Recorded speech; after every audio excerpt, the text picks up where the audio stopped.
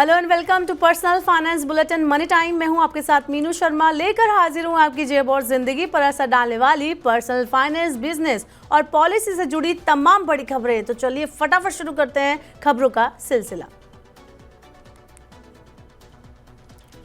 भारतीय reserve bank ने KYC से जुड़े नियमों में बदलाव किया है। हाल ही में मनी लॉन्ड्रिंग एक्ट में किए गए बदलावों के अनुरूप केवाईसी नियमों को बदला गया है। मास्टर निर्देश में संशोधन के अनुसार केवाईसी निर्देश 2016 के तहत विनियमित संस्थाओं को विशिष्ट ग्राहक पहचान कोड स्तर पर ग्राहक की उचित जांच प्रक्रिया लागू करनी होगी। इसके तहत अगर किसी रेगुलेटेड इकाई का मौजूदा केवाईसी अनुपालक ग्राहक एक और खाता खोलना चाहता है या कोई अन्य उत्पाद या सेवा लेना चाहता है, तब ग्राहक की पहचान के संबंध में फिर से CDD जांच प्रक्रिया की जरूरत नहीं होगी।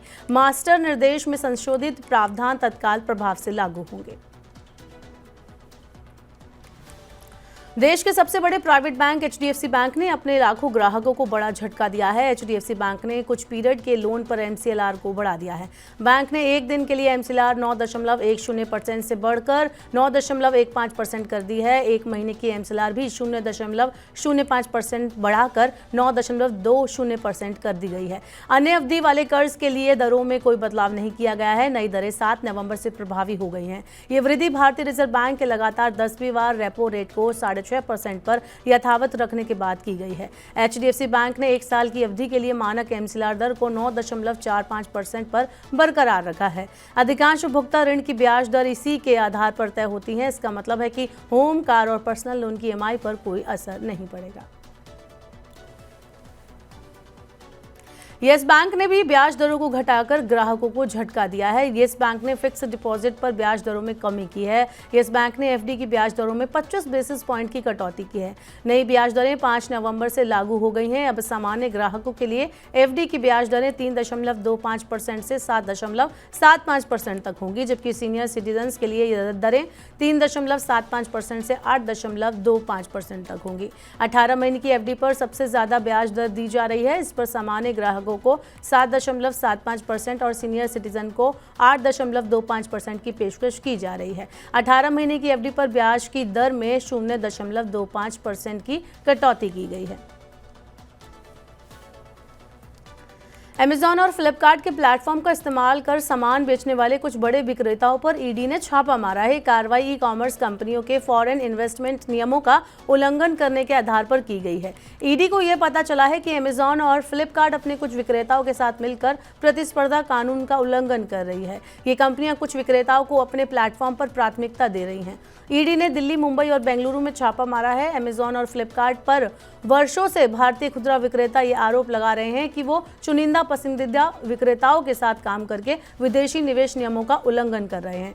Amazon और फ्लिपकार्ट पर आरोप है कि कुछ बड़े विक्रेताओं की इन्वेंट्री पर इसका सीधा कंट्रोल है और ये अत्यधिक ऑफर्स और डिस्काउंट के जरिए बाजार को बिगाड़ने का काम करती हैं। दिल्ली में वित्तीय धोखाधड़ी के बढ़ते मामलों से निपटने के लिए राज्य सरकार ने नए नियम पेश किए हैं। नियमों का मकसद नागरिकों को धोखाधड़ी वाली निवेश योजनाओं से बचाना है।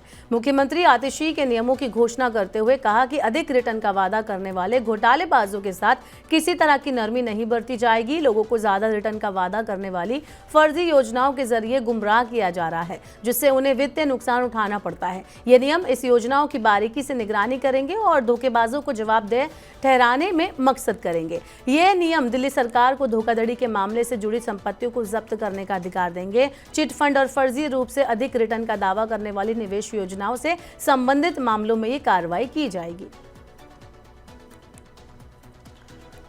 अनिल अंबानी की कंपनी रिलायंस पावर के शेयरों में आज अपर सर्किट लगा। रिलायंस पावर के शेयर अपने पिछले बंद से 5% की बढ़ोतरी के साथ कारोबार कर रहे थे। अनिल अंबानी की इस कंपनी के शेयरों में शेयर मार्केट क्रैश के दौरान ये तेजी कंपनी की पूरा कर्ज चुकता करने के बाद आई है। रिलायंस पावर के शेयर 5% की तेजी के साथ 45.64 रुपए पर पहुंच गए।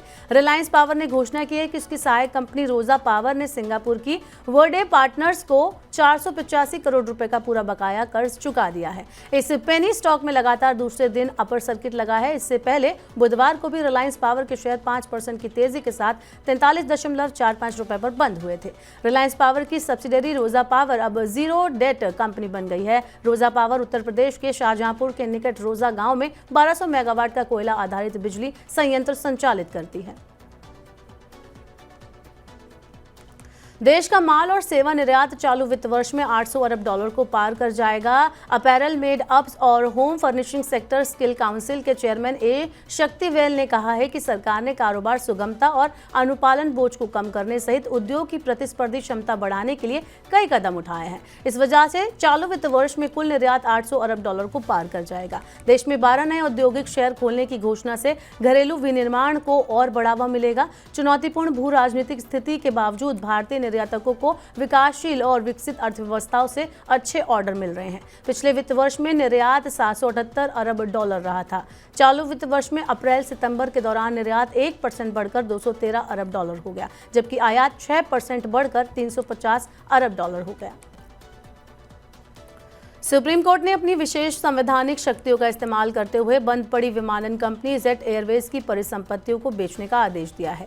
सुप्रीम कोर्ट ने जेट एयरवेज की समाधान योजना को बरकरार रखने और इसके स्वामित्व को जालान कालरॉक कंसोर्टियम को हस्तांतरित करने को मंजूरी देने वाले NCLAT के फैसले को खारिज कर दिया है। कोर्ट ने कहा कि विमानन कंपनी का परिसमापन लेनदारों, श्रमिकों और अन्य हितधारकों के हितों में है। परिसमापन की प्रक्रिया में कंपनी की संपत्तियों को बेचकर प्राप्त धन से ऋणों का भुगतान किया जाएगा। शेयर बाजार में पिछले 2 दिन से जारी तेजी का रुख आज थम गया। अमेरिकी केंद्रीय बैंक के नीतिगत दर संबंधित निर्णय के पहले निवेशकों ने सतर्कता बरती, जिसके सेंसेक्स 836 अंक टूट गया, जबकि निफ्टी 285 अंक नीचे चला गया।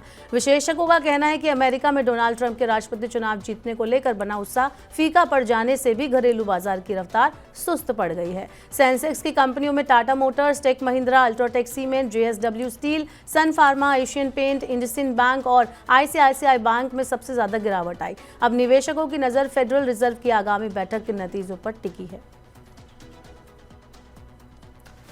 फूड डिलीवरी और क्विक कॉमर्स कंपनी स्विगी के 11,327 करोड़ रुपए के IPO को दूसरे दिन भी ठंडा रिस्पांस मिला। 7 नवंबर को शाम 5 बजे IPO 0.35 गुना भरा। क्वालिफाइड इंस्टीट्यूशनल बायर्स के लिए रिजर्व हिस्सा 0.25 गुना, नॉन इंस्टीट्यूशनल इन्वेस्टर्स के लिए रिजर्व हिस्सा 0.14 गुना और रिटेल इन्वेस्टर्स के लिए रिजर्व हिस्सा 0.84 गुना सब्सक्राइब हुआ है। एम्प्लॉयज के लिए रिजर्व हिस्सा फुली सब्सक्राइब हो चुका है। स्विगी IPO 6 नवंबर को ओपन हुआ था और 8 नवंबर को क्लोज होगा। शेयर BSE और NSE पर 13 नवंबर को लिस्ट होंगे। IPO में बोली लगाने के लिए प्राइस बैंड 371 से 390 रुपए प्रति शेयर और लॉट साइज 38 शेयर है। अगर IPO फुली सब्सक्राइब हो भी जाता है तब भी इससे ज्यादा रिटर्न मिलने की उम्मीद नहीं है, क्योंकि बाजार में भारी उतार चढ़ाव के कारण निवेशक सतर्क बने हुए हैं।